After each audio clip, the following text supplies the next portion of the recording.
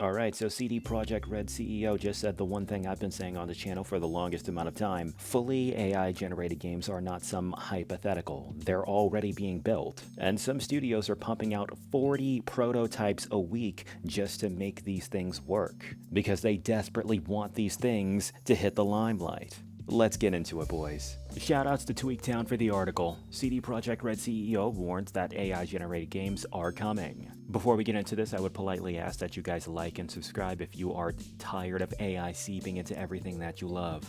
Here on this channel, I cover this stuff every single day, so if you are as tired of this stuff as I am, be sure to stick around. The use of AI in video games has been a hotly debated topic this year. Everyone seems to have a strong opinion on the matter, and the video game industry seems to be trudging forward without any care. Michael Nowakowski, the joint CEO of CD Projekt Red, said this week that fully AI-generated games are coming, and he knows it for a fact because he's already been in the room with the people building them. Speaking to Edge's Knowledge newsletter, Nowakowski recalled a conversation with the founder of primarily AI-based studio. "I can have 40 prototypes within a week, 2 weeks from now I can have 5 games that I chose are going to be the best, and 3 weeks from now I'm actually launching a game." That is terrible.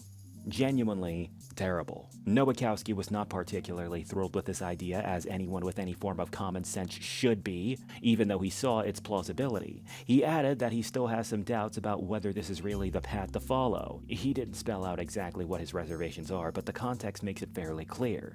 Flooding the market with AI-generated products doesn't seem like a winning formula to him, and it's hard to argue otherwise. I brought this up in a previous video already, but I am once again reminded of the Steam Greenlight situation way back in the 2010s. There was this one thing called Steam Greenlight where independent developers can, submit their projects on Steam Greenlight, and if people like them and endorse them, then it could reach the public eye, and it could be an actual purchasable product. It was borderline like Kickstarter, but on Steam. And the problem with this, and while it was a good place for a couple of people to get their project out there, for the most part, it was many different people weaponizing Steam Greenlight to spam terrible, lazy, poorly created video games that were utilizing cheap Unity store assets in order to get those spam the products out there.